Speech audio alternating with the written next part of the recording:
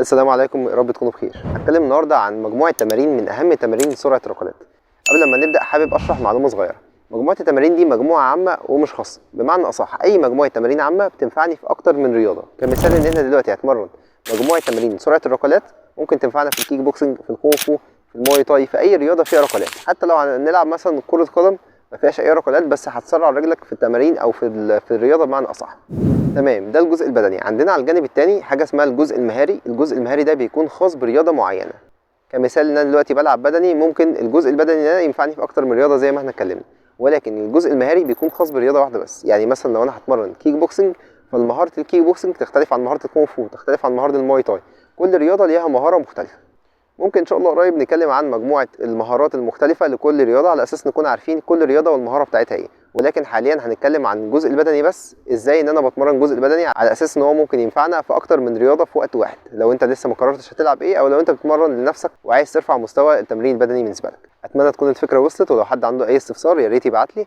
يلا بينا نروح على التمرين ونرجع تاني. معنا أول تمرينة هضم رجلي واضغط بالشكل ده زي ما اتفقنا. أي تمرينة هتبدأ من 30 ثانية فيما فوق، لو كملناها لمدة مثلا دقيقتين مفيش أي مشكلة، هتكون أحسن ليك. نحاول نركز بقدر الإمكان على استقامة ظهرنا وإن يكون مفروض بالشكل ده. رقم 2 نفس التمرينة، ولكن هفتح رجلي 11 بالشكل ده. رجلي تكون في نفس التساوي مع بعض، ما يكونش في رجل سابقة رجل.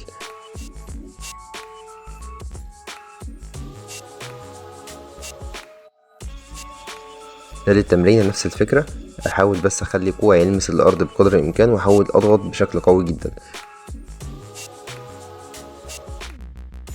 بعد كده ابدا امسك رجلي اليمين واضغط عليها بالشكل ده، ايدي على ركبتي وايدي على كعب رجلي من ورا.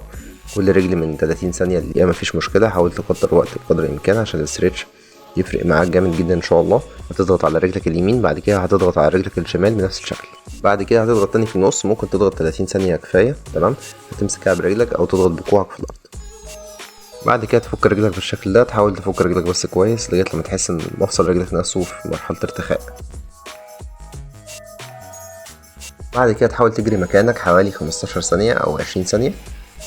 بعد كده هنقعد مابو. طبعا الناس اللي مش عارفه المابو، هي نفس السكوات الواسع، بس المابو دي باللهجه الصينيه او باللغه بتاعت الكونغ فو عموما.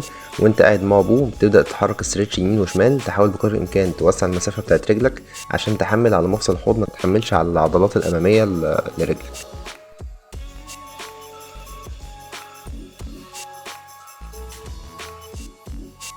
فيما بعد هنقعد جونج بو، او الوضعيه اللي انتوا شايفينها، رجلي اللي ورا نايمه على سيف الرجل، رجلي اللي قدام مستقيمه، فارد ظهري.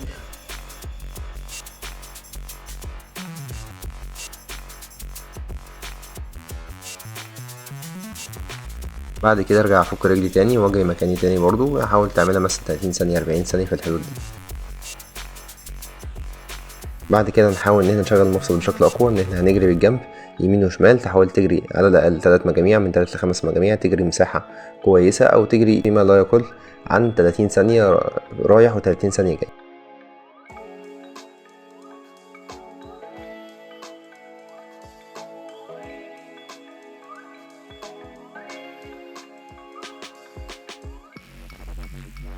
بعد كده نبدأ نشغل المفصل الأمامي، إن احنا نجري سبرنت لقدام وورا. نفس الكلام، السبرنت الواحد عندك دقيقة، 30 ثانية رايح 30 ثانية جاي. هتجري طبعا على 3 مجاميع زي ما اتفقنا.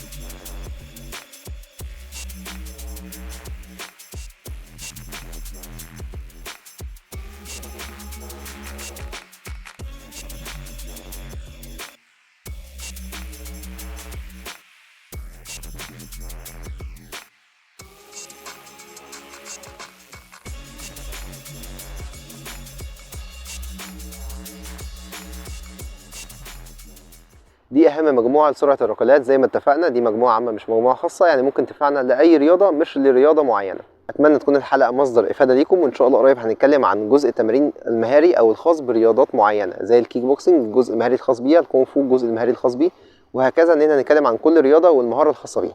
لكن زي ما قلنا المجموعه دي مجموعه عامه مش لرياضه معينه. يعني انت حتى لو مش بتتمرن ممكن تلعب المجموعه دي، هتفيدك جدا في الركلات، وهتفيدك ليها فوائد تانية في موضوع الاسترتشات وحركه الارجل. في فوائد تانية يعني مترتبه عليها كتير جدا، زي ضخ الدم وسرعه ضربات القلب والكلام ده كله، ممكن نتكلم عنها ان شاء الله في فيديو تاني. لو في اي حد عنده اي استفسار او حابب ان احنا نتكلم عن حلقه معينه ممكن يبعت لي، وباذن الله نعمل الحلقات دي فيما بعد. السلام عليكم ورحمه الله وبركاته.